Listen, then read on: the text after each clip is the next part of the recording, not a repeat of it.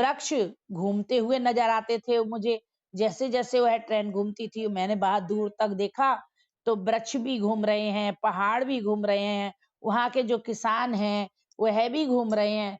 और वो चलती हुई ट्रेन से मुझे वह दृश्य देखने का एक अनुभव अलग ही हुआ।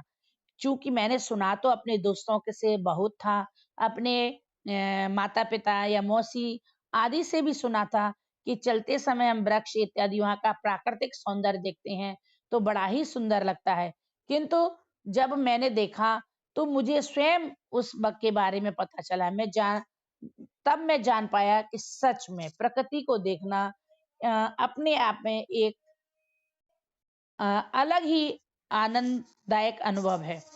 ऐसे अनुभव को हम प्राप्त करके सच में मनमोहक होते हैं। और हम जब तक घर में रहते हैं तो हमें बहुत सारी चीजें वो देखने को नहीं मिलती हैं, किंतु बाहर निकल के हम बहुत सारे चीजों को देख सकते हैं, उनका अनुभव कर सकते हैं और अलग तरीके से उसका अनुभव करके हम लोगों में बांट भी सकते हैं।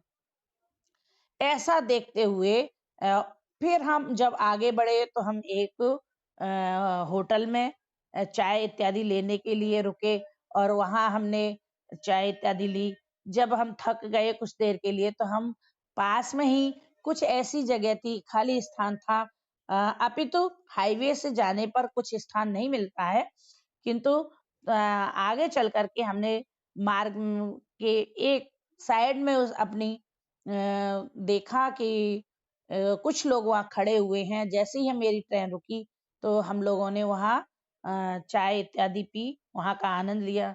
अनेक जगह के लोग आए हुए थे, अपने अपनी भाषाएं बोल रहे थे, अपने अपने विचार प्रकट कर रहे थे। सबकी अलग भाषा थी, सब अपनी कई की वेशभूषाएं अलग थी। कोई साड़ी में था तो कोई कुर्ती में था, कोई जीन्स टॉप में था। तो ऐसा देख करके ऐसा प्रतीत होता है कि हमारी भाषा में विविधता है ना। वेशभूषा भी अनेक अनेक प्रकार की है। यानी हमारे भारत की भूगोल की स्थिति अनेक रंगों से सजी हुई है। इस प्रकार से हम फिर मैंने जाकर के अपने माता पिता के साथ ताजमहल देखा और उसे देख करके तो मैं अभिभूत हो गया। और ऐसा आनंद मैंने कभी नहीं देखा। उसके संगमरमर के जो पत्थर थे वो तो सच में ओहो देखने ही लायक थे। मैं देखता ही रह गया। ऐसा चित्र, ऐसा ताजमहल जिसने बनाया है वह अद्भुत है। और इसीलिए यह हमारे आश्चर्यों में सबसे श्रेष्ठ माना गया है।